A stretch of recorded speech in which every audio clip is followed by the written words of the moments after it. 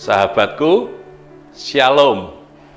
Dimanapun engkau berada, ketika melihat videoku ini, aku berdoa kiranya engkau dipenuhi dengan sukacita dari Tuhan.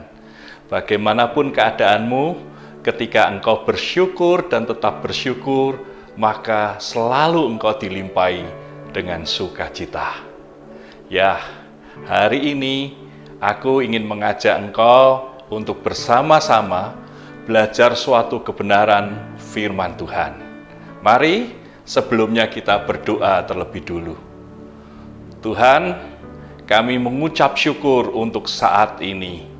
Kami akan mendengar kebenaran firman-Mu, kami akan belajar kebenaran firman-Mu.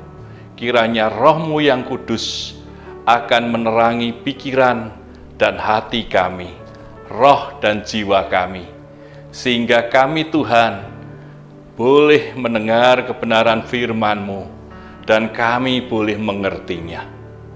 Tuhan, kami berterima kasih untuk itu. Berfirmanlah, kami siap mendengar. Amin. Sahabatku, satu ayat yang hendak saya sampaikan hari ini terambil dari kitab Matius 5 ayat 13. Ini merupakan bagian dari khotbah Yesus di bukit. Kamu adalah garam dunia. Jika garam itu menjadi tawar, dengan apakah ia diasinkan? Tidak ada lagi gunanya selain dibuang dan diinjak orang. Sahabatku, kita sama-sama tahu bahwa Yesus dalam pelayanannya selalu dikerumuni banyak orang. Banyak orang ingin mendengarkan khotbahnya. Mengapa demikian? Marilah kita belajar dari cara pandang Tuhan terhadap kehidupan ini, sehingga cara pandang kita seperti cara pandang Tuhan melihat kehidupan ini. Kita tahu khotbah di bukit itu khotbah yang disampaikan secara luar biasa, penuh dengan hikmat. Mengapa demikian? Karena Yesus menyampaikan hal-hal yang rumit secara sederhana, sehingga orang mudah untuk mengerti dan memahaminya. Banyak sekali orang pandai, juga banyak sekali sarjana-sarjana teologi, bahkan yang bergelar sampai doktor teologi, pinter memang secara keilmuan, tetapi tidak bisa menyampaikan dengan hikmat. Malah orang yang mendengar kebingungan untuk mengartikan. Seringkali bahasanya terlalu tinggi, sehingga sulit untuk dimengerti. Tetapi Yesus menyampaikannya secara sederhana, sehingga dimengerti oleh banyak orang. Dikatakan apa? Kamu adalah garam dunia. Kita tahu bahwa garam itu bentuknya kecil dan sederhana, tidak menonjol, tidak seperti permata yang menonjol, yang berkilau, yang ketika orang melihatnya terpukau. Wow, kalau kita melihat garam, ya begitu saja, biasa saja. Ya. Nah, mengapa bukan permata, bukan ake, bukan berlian, bukan permata yang berharga yang dipakai, tetapi justru garam? Itu menunjukkan bahwa yang kecil, yang sederhana, seperti kita-kita semua, itu sangat berharga di mata Tuhan. Kita seringkali menjadi orang-orang percaya, ingin kelihatan top, ingin kelihatan wah, ingin kelihatan gemerlap begitu. Tetapi bukan itu yang dilihat Tuhan. Yang dilihat Tuhan adalah kita yang sederhana seperti garam, tidak menonjol. Tetapi dikaitkan dengan sesuatu yang besar. Kamu adalah garam dunia. Artinya, dunia itu kan sangat besar, sangat luas. Bagaimana sesuatu yang kecil berdampak sangat luas, yaitu menggarami dunia. Ini yang perlu kita pahami. Walaupun kecil, kita bisa berdampak sangat luas. Bukan hanya di rumah tangga kita, bukan hanya di lingkungan kecil kita, tetapi di seluruh kota, di seluruh penjuru dunia, karena garam dunia. Nah, kita belajar fungsi garam itu apa? Ya. Ibu-ibu, kaum wanita yang suka memasak tentunya tahu. Bapak-bapak yang hobi masak juga akan tahu bahwa garam itu sangat diperlukan. Tanpa garam, maka hambar rasanya. Dengan garam, maka masakan bisa terasa gurih, terasa nikmat. Dengan garam yang pas, maka sesuatu yang sedap bisa kita rasakan. Garam itu sedikit, tidak banyak. Tetapi ketika garam itu dilarutkan, akan terasa rasanya. Kita tidak melihat garamnya ketika makan, tetapi rasanya, gurihnya garam itu sangat kita rasakan. Nah, lalu apa artinya ini?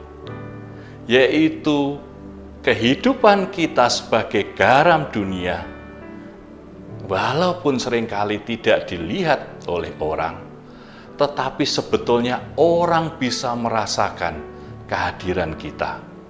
Ketika keasinan kita masih terpelihara, ketika fungsi garam kita masih ada, kita bisa dirasakan oleh orang lain. Orang lain bisa melihat kita, merasakan kita, kehadiran kita. Walaupun kecil, tetapi berdampak. Demikian juga fungsi yang lain. Garam itu mencegah pembusukan. Saudara yang sering kali ke pantai atau ke pasar ikan, menemui nelayan, kita tahu ketika nelayan selesai menangkap ikan dan mendapat banyak ikan, tidak semua ikan bisa dijual ke pasar sebagai ikan segar. Banyak sekali tangkapan yang harus digarami. Tujuannya apa? Tujuannya supaya ikannya tidak membusuk. Kita tahu, kita sering makan gereh atau ikan yang telah diasinkan. Nah, kenapa kita bisa menikmati ikan itu lezat walaupun sudah lama disimpan? Karena ikan itu digarami.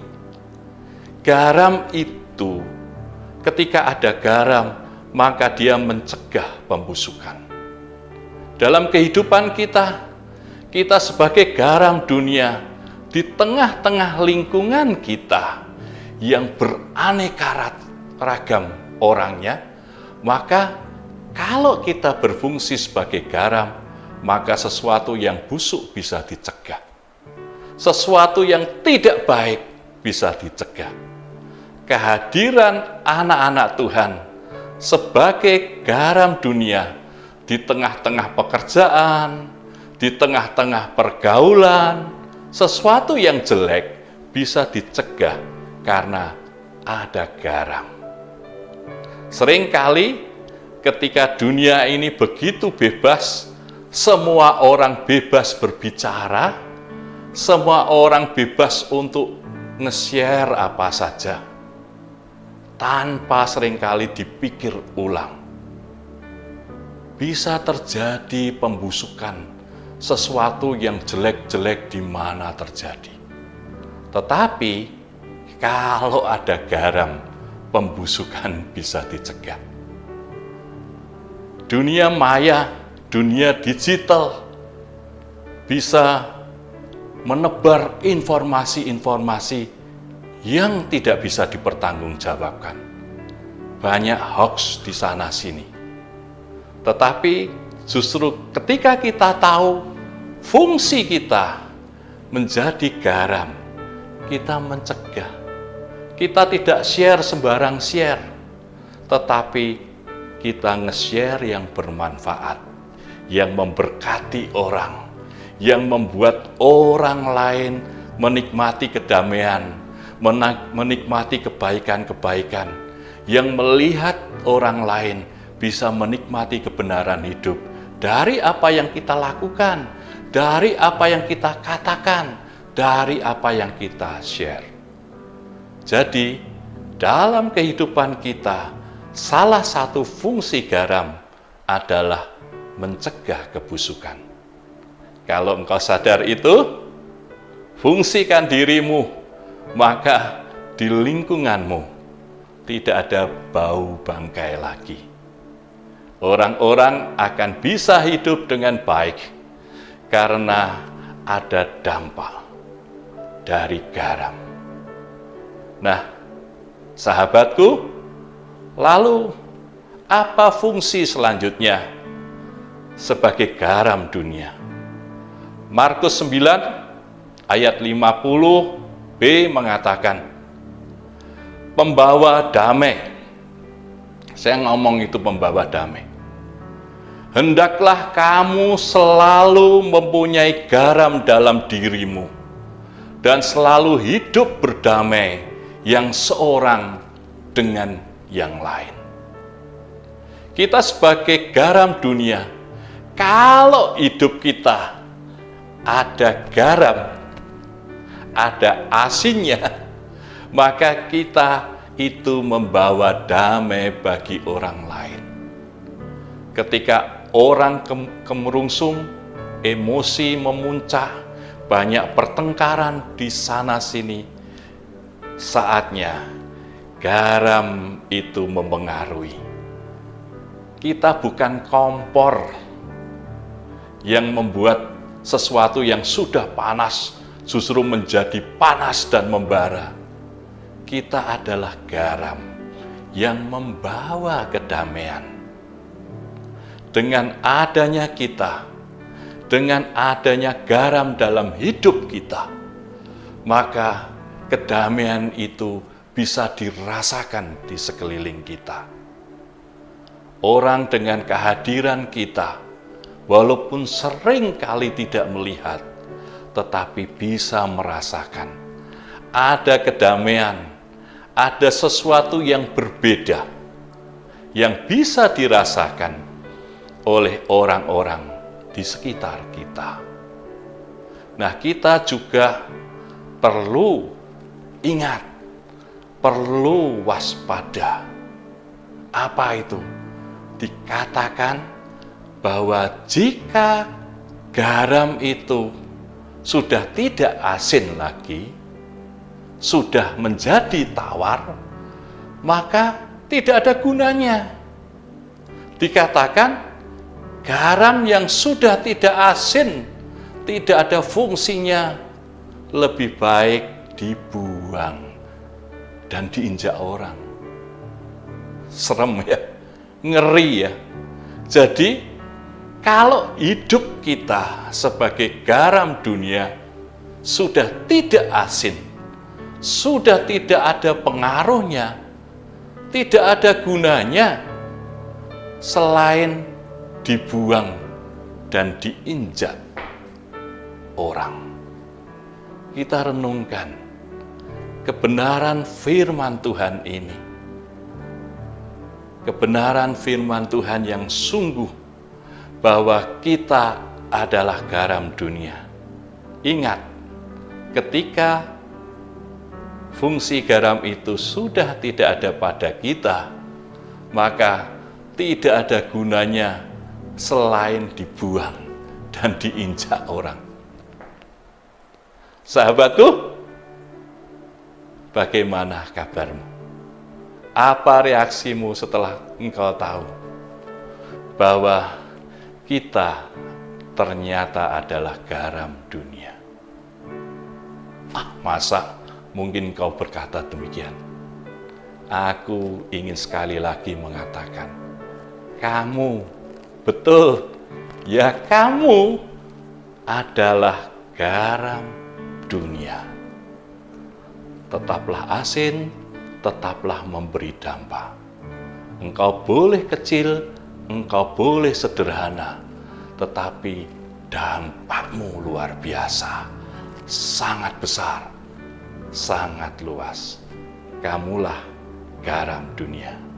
Mari kita berdoa untuk mengakhiri pertemuan kita kali ini. Tuhan, kami berterima kasih. Ternyata hidup kami walaupun sederhana, walaupun kecil, Engkau mau memakai kami, Tuhan. Engkau mau memakai kami supaya hidup kami berguna, berdampak bagi orang lain. Sehingga orang lain bisa merasakan kehadiran kami. Dan kehadiran kami membawa perubahan kepada kebaikan. Memberi rasa kehidupan yang baik. Menghilangkan kebusukan. Dan membawa pada kedamaian. Tolonglah Tuhan, mampukan kami hari ini menjadi garam dunia. Dan mampukan kami sepanjang hidup kami, agar kami menjadi garam dunia. Terima kasih Tuhan. Amin.